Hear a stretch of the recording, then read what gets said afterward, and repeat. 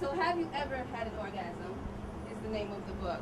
And I'm sure, as you all can imagine, there's so many different reactions to the title of this book. Have you ever had an orgasm? A Woman's Guide to Everyday Bliss. So some of the reactions, of course, are blank stares. Some of them are, what made you write a book like that? What's that about, you know? And other reactions are, you know what? That's really, really needed. We need a book like that. Other reactions are, you know what? I don't think I've ever had an orgasm at all. Both men and women say it. No, I don't think I've ever experienced that energy. So that's why I wanted to write the book, because that's why I gave the book the title, because I wanted to spark some much needed conversation about this still so taboo subject. I mean, our society is hypersexual. We see sex everywhere. We're bombarded with images and all that every day. We can't look up without seeing sex. But what this is doing is making sex the most sacred energy and power we have, that it's making it perverse. And it's desensitizing you, and it's also depleting your energy. So I have my own theory about why we're seeing sex like this. It's everywhere. And I think if you take people away from their true power, their tools, what they have to offer, with them knowing their power and tools, you have people that will look outside of themselves for power. And if you have more people looking outside of themselves for power, they're lacking confidence. And you have a perfectly robotic society that's easy to control and manipulate. So there definitely needs to be more conversation about this subject. Everybody's so timid when you talk about sex, so I want to change that in a way. So I wrote the actual book because, not to mention the overwhelming statistics of over half of American women being non-orgasmic, never experiencing an orgasm. In my coaching practice, many women were coming to me and they had so many obstructions, right? And men were coming to me concerned about their women with these obstructions and wanted to know how to please them better. So the women were coming to me and they weren't enjoying their sexual experiences. They weren't fulfilled. And because they weren't fulfilled in their sexual experiences, they weren't fulfilled in their life. And because they weren't fulfilled in their life, they weren't having fulfilling sexual experiences. It's all connected. Our emotions, our body, our mind, all connected. If one is suffering, the other will as well. So I couldn't coach everyone, right? So I knew writing a book would get the healing and the message out on a much larger scale to many people at once. So with a little pushing of some good friends of mine, I started writing the book, and it came into fruition, and it's helping many around the world as we speak. And I'm so grateful for that. So, have you ever had an orgasm? When you look at it, it just looks like it's going to be a book about sex and orgasm and all that, but it actually goes much deeper than that. I like to use "have you ever had an orgasm" as a euphemism. Are you enjoying your life? Are you enjoying a happy, blissful, joyful life? That's what the book is really asking. So it's not a book just about positions and how to perform fellatio and all that stuff. That's in there because technique is very important, right? Technique is important, so that's in there. But it's also a book that goes into holistic well-being and fulfillment, mentally, spiritually, physically, sexually, of course. So the question is, why aren't people fulfilled? And I say people because it's a general, overall consistency of people, men and women, not being fulfilled. There's a general sense of, there has to be something more out of life. There has to be something more than this. I know it gets better. This is just overrated, right? How many of you feel that way sometimes? Like, you know what? It has to get better than this. There has to be something more, right? So overall, there's a collective sense of unfulfillment, especially in sex. And the reason for this is we have not been taught what sex really is.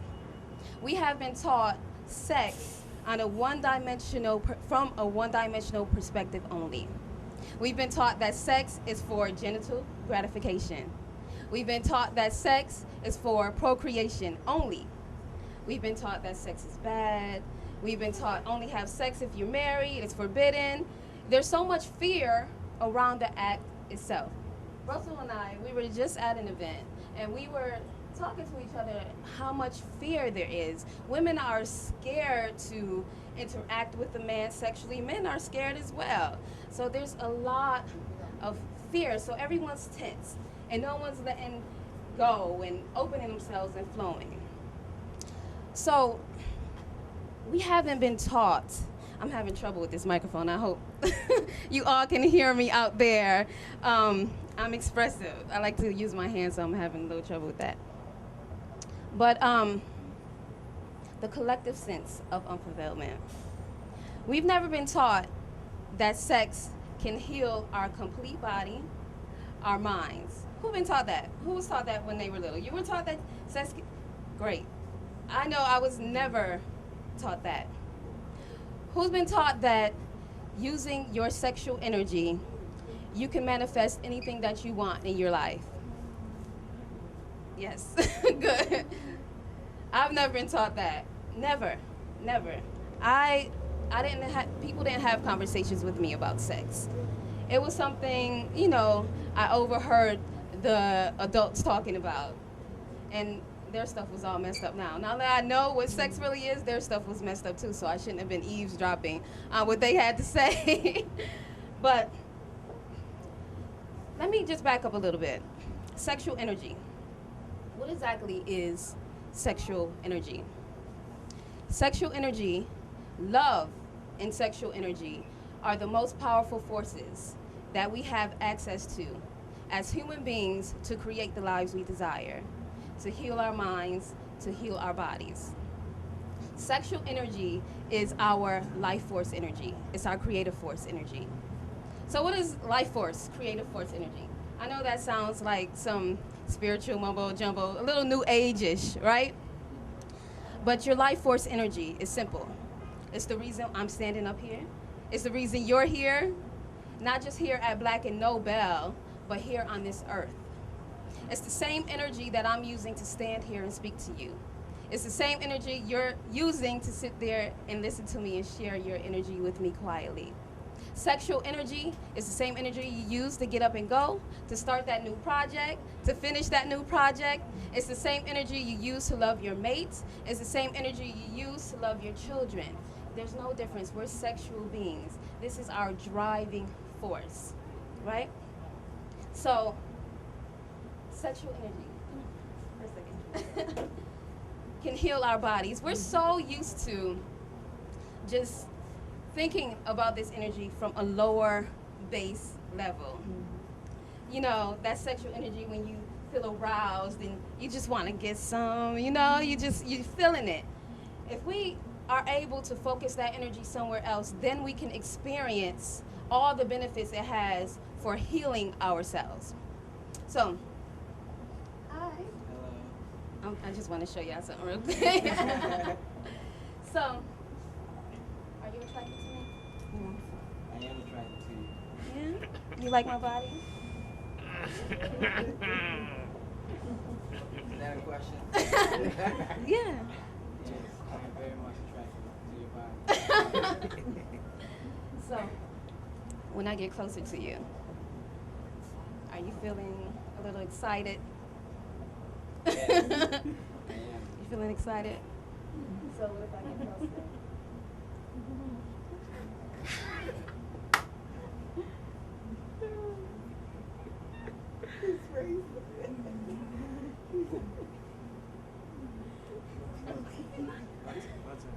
Yes, Guess what I just feel happened it. to him? Can you guess? While you're talking, yeah. So, not only that happened to him, right? He got aroused, yes, by all this energy. Women, we're powerful, right? Yes.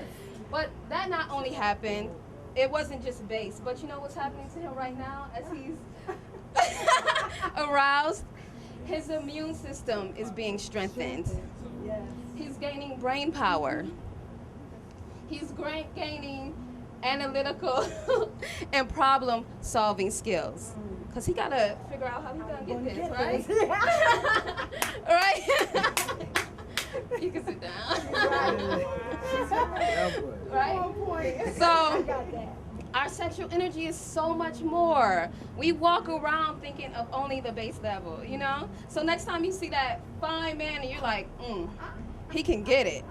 You know, try to move that energy up and see where you go. You know, if you're feeling a little ill or something, get aroused and see where it takes you, and imagine that energy just moving throughout your body.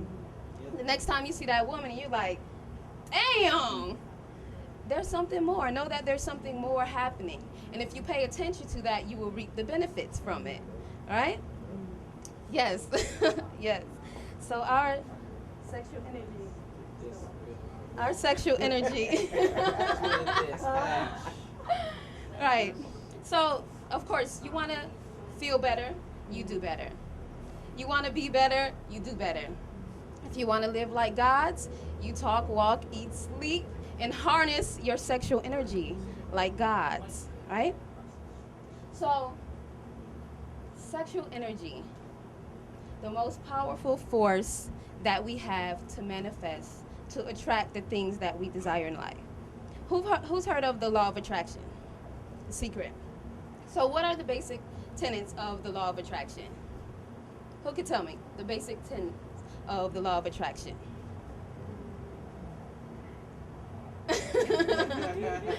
Think it, and it shall be so.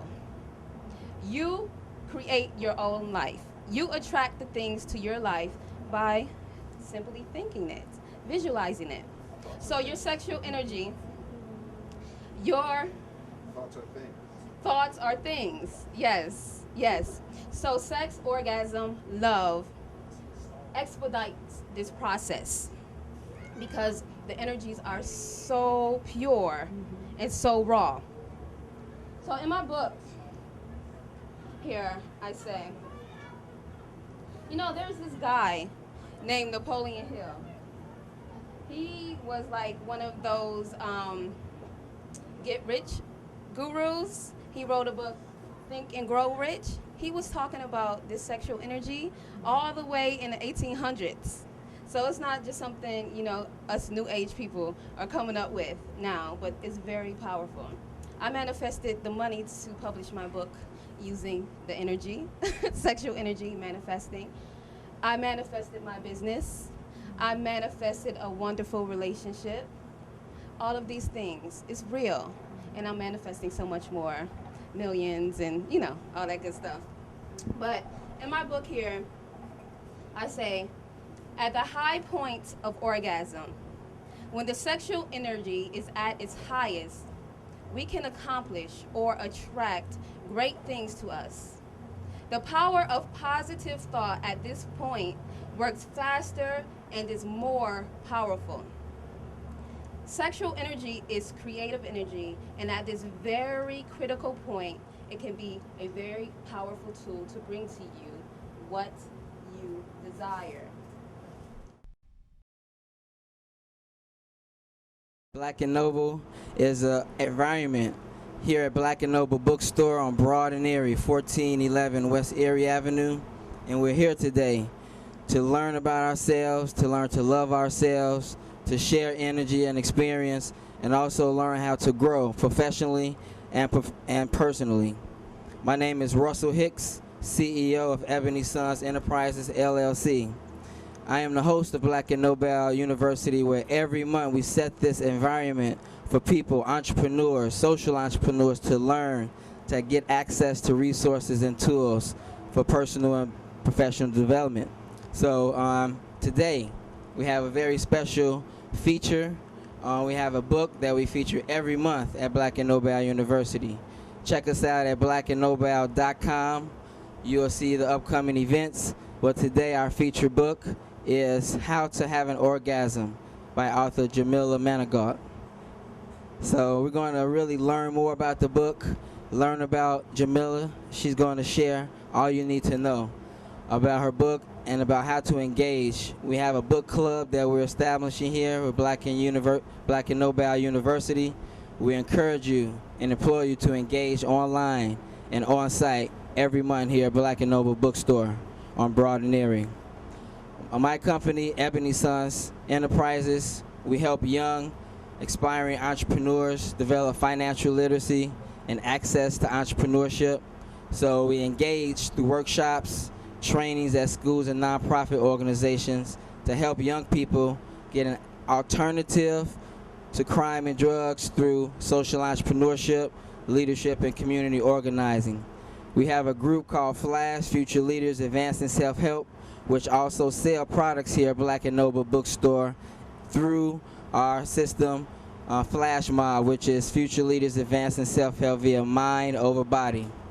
We encourage you to go to Facebook, facebook.com/Future Leaders Advancing Self-Help to learn more about what the young people are doing and setting an example about youth entrepreneurship and turning the positive image of young people and the brand that they have into a positive, productive image. You rarely hear good news about young people or good black men and women doing great things in urban communities. Where you can go on Facebook, check us out at Future Leaders Advancing Self-Help, also BlackandNobel University. We want to engage you, educate you, and really inspire you to become you, the best you can.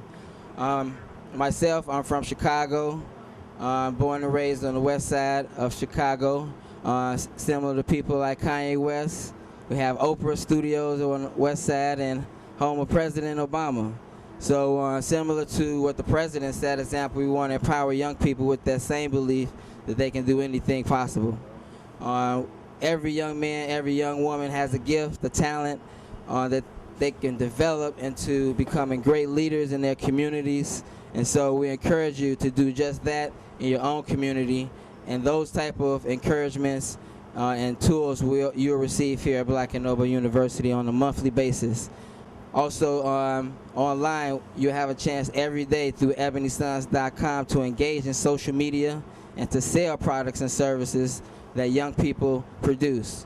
So not only we want to educate people about entrepreneurship and giving them the belief that they can make something out of nothing, and really belief is really the most powerful thing in the world you can have.